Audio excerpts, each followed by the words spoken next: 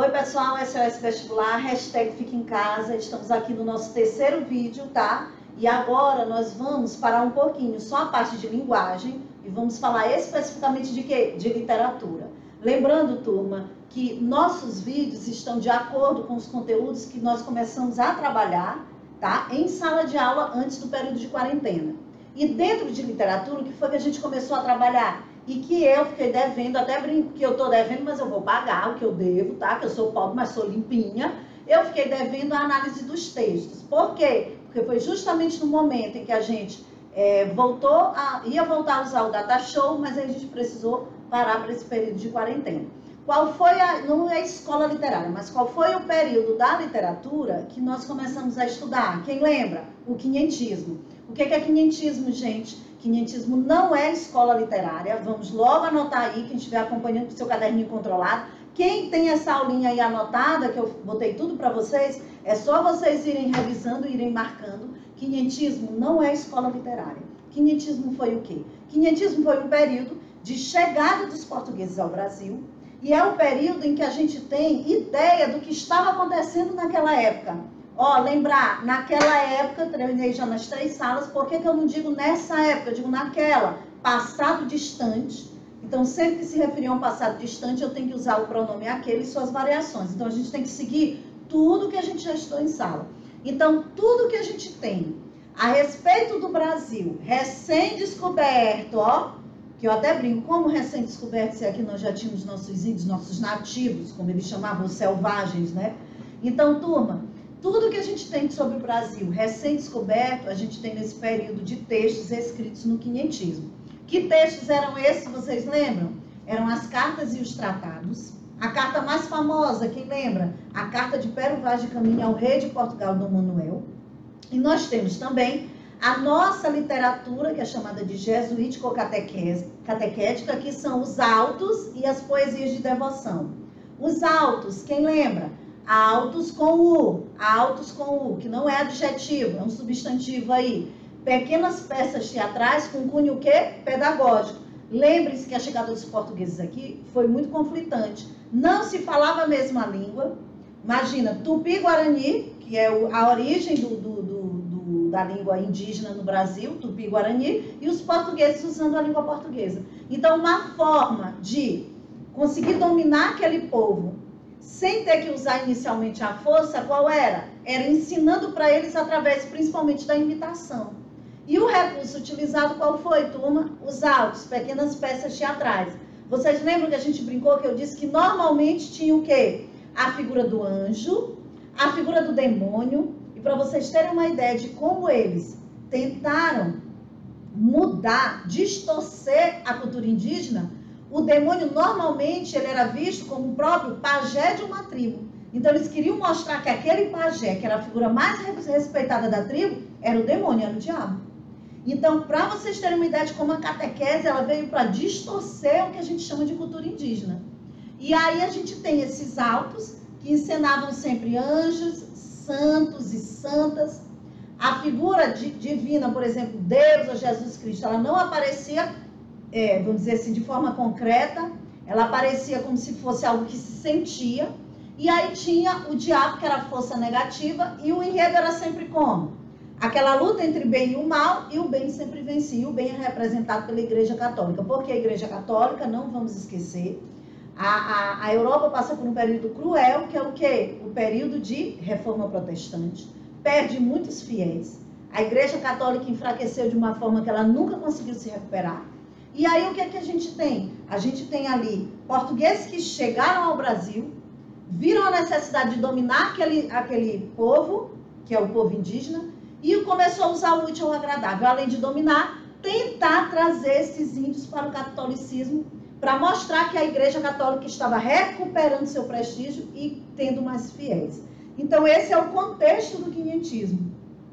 E o que é que tem de especial no quinhentismo logo no início? Bom, nós temos aí Pero Vaz de Caminha, que é uma figura muito importante dessa época, e Pero Vaz de Caminha, ele escreve a carta mais famosa.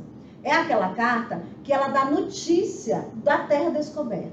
Por que a gente não chama essa carta de um texto oficialmente literário? Porque ele é um texto informativo. Mas aí o aluno vai ver e vai dizer, professora, mas eu já ouvi dizer que ele tem cunho literário, o aspecto literário. Tem, turma. Por quê? Porque o Pero Vaz de Caminha, nessa carta que ela é bem extensa, ele começa a trabalhar o quê? Ele começa a trabalhar a adjetivação. Quando um texto ele é objetivo, a gente procura usar uma linguagem mais enxuta, mais técnica. Quando você enche o texto de adjetivos, inclusive adjetivo no superlativo, como muito grande, muito formosa, muito graciosa, você acaba trazendo para o texto aspectos de quê? De subjetividade.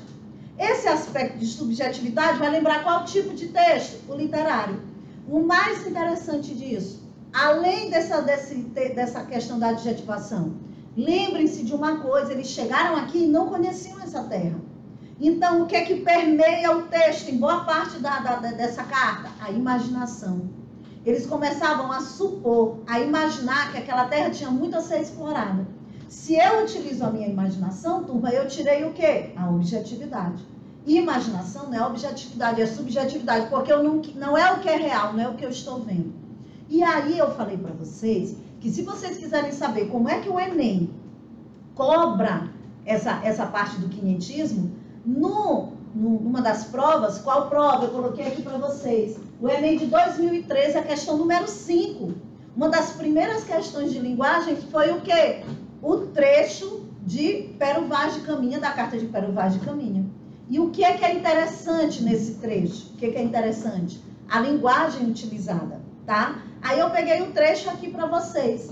Vamos dar uma lida? Vamos ver como é que o Enem cobra isso? Se você tem uma noção de história, que é o que eu estou tentando ajudar aqui, e claro, os professores de história já devem ter dado essa noção para vocês. Se você tem uma noção de história e tem uma noção do que é aspecto literário, o que é subjetividade, o que é objetividade, você responderia essa questão aqui sem preocupação. Eu vou ler para vocês, ó. De ponta a ponta é tudo praia, palma, muito chã e muito formosa. Olha aí, turma, muito chã, muito formosa. Olha aí a adjetivação do superlativo. Aí ele diz, pelo sertão nos pareceu, olha aí, turma, nos pareceu. Então eles não têm certeza. Aí paira muito o que é? Imaginação, é o que parece, não é o que eu tenho certeza, por isso que é uma subjetividade. Vista do mar, veja, turma, a imagem que eles tiveram enquanto estavam no mar. Então, de novo, vou explicar para vocês por que não é um texto literário, porque é uma carta informando sobre uma terra descoberta, então é um texto informativo. Mas por que ele tem aspectos literários? Porque eles não tinham certeza do que estava sendo descrito ali, do que estava sendo narrado. Tanto é que ele usa nos pareceu. Quando eu te digo me parece, eu não te dou certeza. Quando eu digo que eu acredito que é o certo, que é o que eu vejo, eu te passo certeza numa carta. Mas quando eu digo me parece ou nos parece, então vamos lá. Muito grande, porque a estender olhos, não podíamos ver senão terras com arvoredos, que nos parecia muito longo. Olha aí de novo a subjetividade, nos parecia. É a imaginação que está permeando aí. Não é o real, por isso que ela tem característica literária. Aí o que é que ele tem mais? Nela até agora não podemos saber que haja ouro nem prata, nem coisa alguma de metal ou ferro, nem lhe ouvimos. Turma, vamos analisar esse trecho?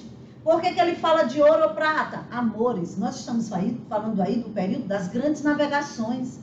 Qual foi o primeiro país que se lançou ao mar? Portugal. Atrás de que caminho? Para as Índias, em busca das especiarias e dos metais preciosos, como ouro e prata. Então, ele já disse lá, nela não deu para perceber se tem ouro ou prata, ou coisa nenhuma de valor. E ele usa bem um termo, ó, nem lhe ouvimos. Olha aí essa expressão, esse português, turma, é um português que ele trabalha uma variação muito comum na linguagem. Que variação é essa, turma do SOS? Variação diacrônica ou histórica. O que significa a variação da linguagem chamada diacrônica ou histórica? Esse tipo de linguagem é de acordo com o momento histórico em que ele foi produzido. Nós estamos falando aí de século XVI. Eu não posso querer que a linguagem do século XVI seja igual do nosso século agora, do XXI. Então, como é que a gente chama esse tipo de variação? Porque o Enem poderia ter cobrado isso também.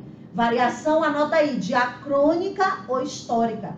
Ele está escrito de acordo com a época, com aquela época, século XVI. Então, lá vai. Vamos continuar. Porém, a terra em si é de muitos bons ares. Aí ele botou o colchete com as reticências. O que significa? que eles pausaram aí um trecho e passaram para o trecho que eles queriam para a questão. Aí ele diz, porém, o melhor fruto que dela se pode tirar, me parece que será salvar esta gente. Eu costumo dizer aos alunos que esse é o trecho da carta que eu acho mais forte. Quando ele te diz salvar esta gente, ele está trabalhando, falando de quem? Dos selvagens, dos nativos, que depois recebem a denominação de índios. Mas para eles eram nativos ou selvagens. Para eles, os índios não tinham cultura, religião, não tinham civilização. E quando ele diz salvar esta gente, ele está dizendo salvar de quê? Da perdição e do pecado. Gente, imagina a situação. Os portugueses chegam aqui com aquelas roupas da moda europeia e dão de cara com índios e índias sem nada. Tem trechos da carta que ele diz claramente que aqueles selvagens, eles não tinham nada que lhes cobrissem suas vergonhas. Suas vergonhas seriam o quê? Suas partes íntimas.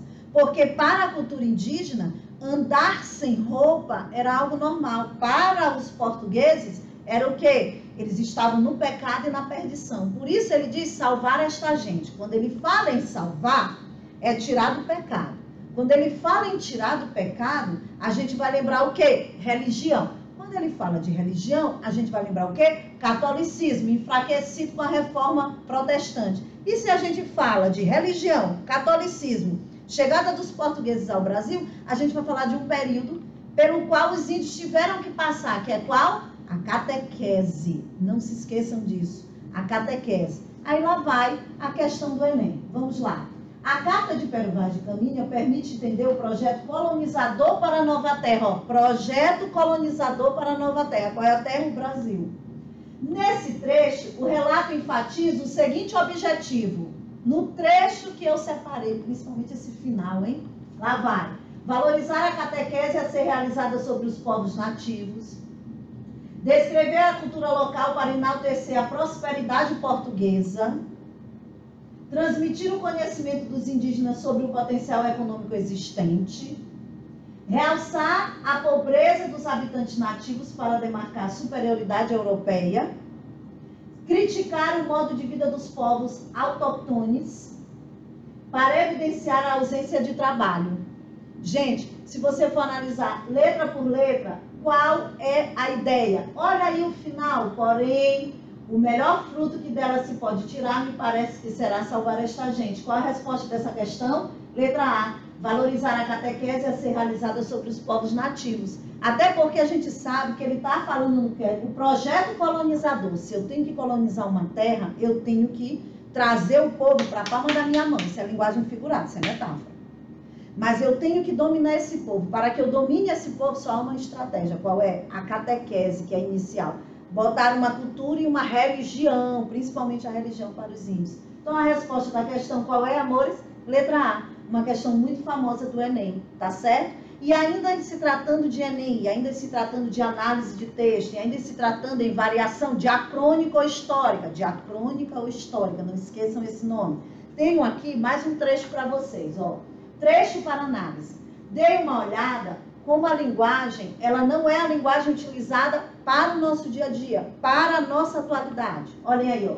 Dali ouvimos vista de homens que andavam pela praia cerca de 7 ou 8, segundo os navios pequenos, porque chegaram primeiro. Olha a linguagem, dali ouvimos vista. Hoje nós usaríamos como? Dali avistamos, olhamos, observamos, percebemos. Olha a linguagem que é do século quê? 16, tá? A partir de 1500, século 16. Aí vem, ali lançamos os batéis e as esquifes à água, e vieram logo todos os capitães das naves a esta nau do capitão Mor, e ali conversaram. Quando vocês olharem em textos, principalmente da época do quinhentismo, vocês vão perceber também ainda pelo barroco, tá? Alguns no arcadismo. Se você olhar essa expressão nau, ele está falando de navegação, de embarcação, tá certo? Outra coisa também, quando ele bota lá batéis e esquifes, lembrem-se que essas viagens em busca pelo famoso caminho para chegar às Índias, elas demoravam meses. As pessoas ali adoeciam, pessoas morriam. Então, batéis e esquifes, não se esqueça, ele está falando de pequenas embarcações e caixões. Por quê? Porque é cultural até hoje, né? Na época, para os portugueses, qual é a cultura? Enterrar seus mortos. Então, eles deixavam os mortos até que chegassem em terra firme para enterrá-los. Eles não lançavam ao mar, tá certo? Por isso que tem esse trecho que é bem forte na carta. As embarcações menores com os caixões de quem já faleceu, tá certo? Para fazer o enterro. Aí vem... E o capitão mandou no batel a terra Nicolau Coelho para ver aquele rio. E quando começou a ir para lá, acudiram à praia homens aos 2 aos 3. Assim, quando o batel chegou à foz do rio, estavam ali 18 ou 20 homens, pardos, todos nus. Olha o trecho que eu falei para vocês. Sem nenhuma roupa que lhes cobrisse suas vergonhas, tá? Porque era cultural para o índio. Andar sem roupa era cultural. Para os portugueses era perdição, era um pecado. Aí vem, traziam arcos nas mãos e suas setas. Vinham todos rijos para o batel e Nicolau fez sinal para que deixasse os arcos e eles os pousaram. O que significa rijo? Eles já vinham em ponto de batalha. Só que Nicolau Coelho, ele fez sinal para que eles baixassem as armas e eles baixaram as armas. Aí diz, mas não pôde ter deles fala no entendimento que aproveitasse, porque o mar quebrava na costa. De início eles falam que eles não conseguiram ter nenhuma fala, nenhum entendimento, nenhum processo comunicativo, porque o barulho do mar estava muito perto. Mas se a gente for analisar, isso já foi até trabalhado em provas, na FUVEST eles já trabalharam esse trecho. Na realidade, qual é a justificativa para que eles não tenham conseguido estabelecer comunicação? É porque eles utilizavam linguagens diferentes. Os portugueses usavam a língua portuguesa e os índios o tupi-guarani. Então, não houve um entendimento. Tanto é, como eu disse no início do vídeo, qual era a técnica utilizada por eles, qual foi a técnica utilizada por eles para tentar trazer esse povo para o seu domínio e, ao mesmo tempo, estabelecer uma comunicação. Os autos, pequenas peças teatrais, eles encenavam ali para os índios, para ensinar como eles tinham que agir. Esse foi o processo inicial da catequese. Não se esqueçam de um detalhe também.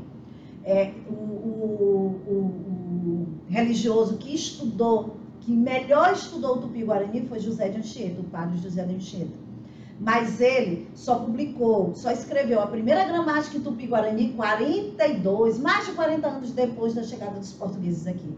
E os portugueses não poderiam esperar esse tempo todo. Então, a alternativa, enquanto não se conhecia a língua, e ele estudou essa língua como ninguém estudou a fundo, os portugueses utilizaram isso, os autos. Encenavam para fazer com que os índios imitassem, tá? Então, aí a análise do texto, uma variação diacrônico-histórica também, variação linguística.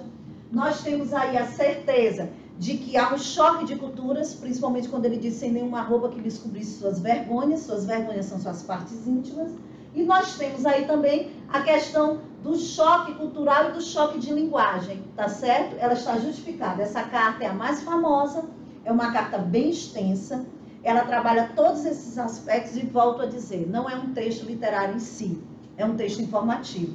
Mas tem aspectos literários, porque ela trabalha a subjetividade e a imaginação, tá bom? Eu espero que vocês tenham gostado. Muito obrigada pela atenção e até a próxima aula, até o próximo vídeo, tá? Um beijo. Fique em casa.